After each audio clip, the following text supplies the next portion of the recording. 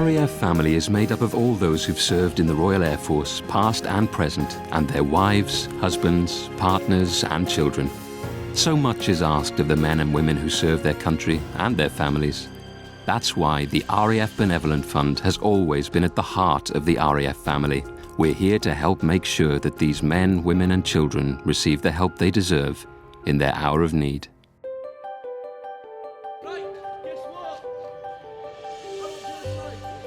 I live here at RAF Lima with my husband. He's currently deployed overseas. He's in the RAF. We have 5 children together, 4 of which go to the local school and my youngest goes to the nursery here on station. Having 5 children is really hectic at the best of times, even when my husband's here, but obviously when he's deployed then it can be really hard. But fortunately we have the help from the Benevolent Fund and the services they provide on camp. The Benevolent Fund provide funding on station for the Stepping Stones Day Nursery, which my youngest attends, also the youth clubs on station, which 4 of my older children attend on a Monday and Wednesday evening. They also provide funding towards Airplay, the Muga, which is an outdoor soft football area where the children can play, and also the play parks on camp. I know that a lot of people aren't actually aware of the help that is out there for people in the military when their husbands are deployed. He gets quite frustrated that he can't be here helping more, which is what he says he would prefer to be. But sometimes I think that's debatable.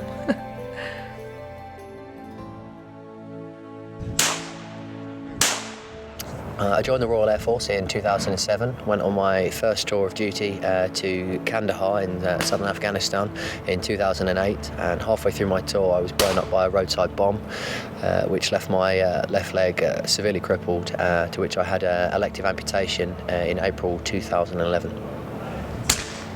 I'd always been a very independent person and self-reliant from the age of about 18, 19 years of age, and after I was injured, amongst all the rehabilitation and other things that were more pressing to recovery, things like everyday tasks going down the shops, I wasn't able to do. I'd lost that independence, which was such a crushing blow for me. My warrant officer told me to get in contact with the RAF Benevolent Fund, and they kitted me out with an automatic vehicle amongst adaptations to my home. So, you know, things like going down the shops and getting my bread and milk and things like that were just easy and quick, and I wasn't relying on everyone else to help me out. This September I'm going off to university where I'm going to train to become a paramedic, so I'm going to hopefully become one of the South Coast's ambulance services finest. People might see me as being disabled because of my leg. If anything, I would say I'm more able and more enthusiastic to go away and do stuff since I've been injured. I've had a lot of people tell me I can't do something, I won't do something, or I won't complete something. I like to go away, do it, complete it and excel at it if I can, and then come back and tell them exactly what I've done and move on to another challenge and do exactly the same with that.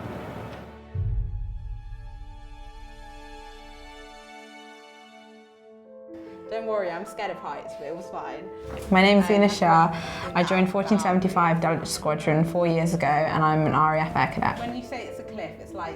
As a flight sergeant, I teach the senior cadets about propulsion and the Air Cadet syllabus. I also teach them sports and leadership. Air Cadets all over the country raise money for the Royal Air Force Benevolent Fund, but here at 1475 we have raised over £40,000 ourselves. We do this through collections at the British Military Tournament. The other thing that we do is we hold concerts every 2 years in memory of our patron Jacqui at the St Clement Danes Royal Air Force Church. And it's just that knowing that if I decide to join the RAF in the future, there'll always be support for me. I've been given so many opportunities from the Air Cadets and I've taken every single one, and I think it's only right that I give back to the RAF family.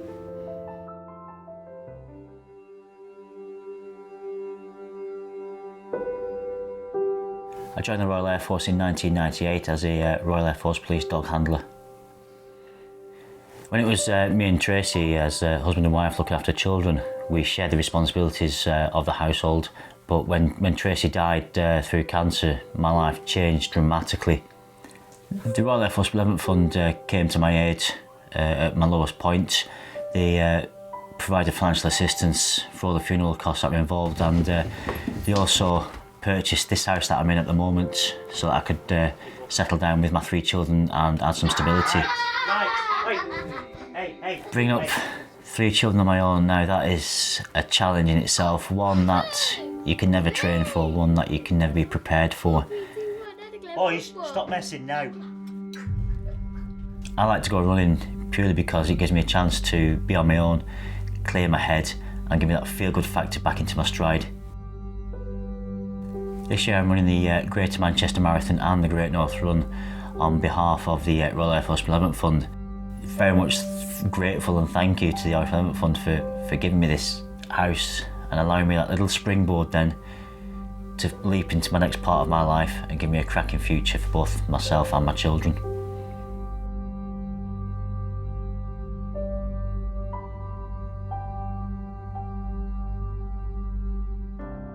That's my best pal Robbie, who was a Halifax pilot and broke his back and was badly burned in the crash. When I was 19, I joined the Air Force as aircrew, and I wanted to be a pilot, but they made me into a flight engineer. In 1945, I was set on fire by a German intruder that came back with us from a bombing raid on Germany. I was burned.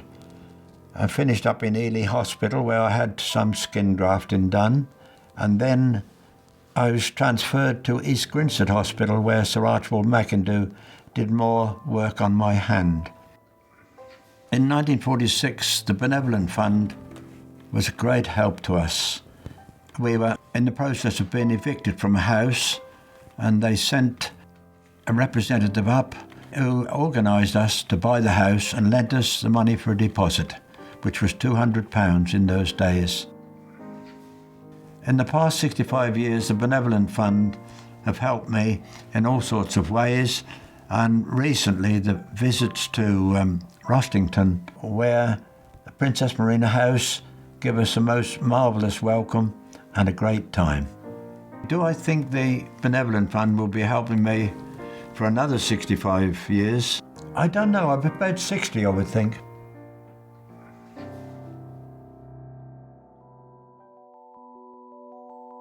I met Gary when I was 21, and he was, the moment I met him, there was just something remarkable about him. And when he was 48, he joined the Royal Auxiliary Air Force, and he was based at 504 Squadron of Nottingham. And in 2007, we got a letter saying that he'd been deployed to Afghanistan. On the 13th of April, we heard the heartbreaking and devastating news that Gary had been killed by a landmine in Afghanistan.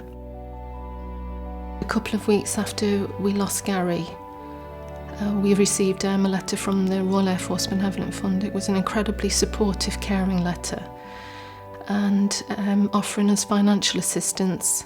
That one is Jade's tree. That one's my tree. And there's Amy's and Laurie's is the middle one, and then Jordan's second year. I can't even imagine what it would have been like for us if we didn't have that support from the Benevolent Fund.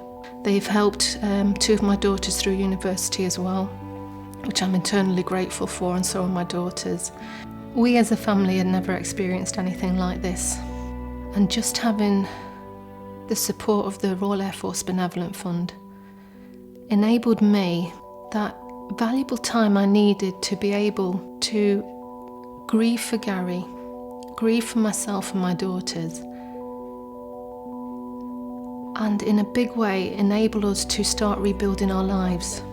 But you need to look in at how much it's going to cost you for a bus pass. How much? As a family now, we're just incredibly close and just extra maybe sensitive a little bit sometimes.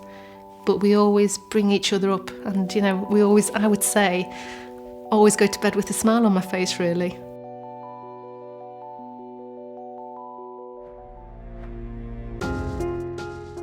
These are just a few examples of how the RAF Benevolent Fund makes a real difference to people's lives. We spend some £20 million every year helping thousands of members of the RAF family, and we couldn't do it without your support. As long as one of the RAF family is in need, the RAF Benevolent Fund will always be standing ready to support them, now and for years to come.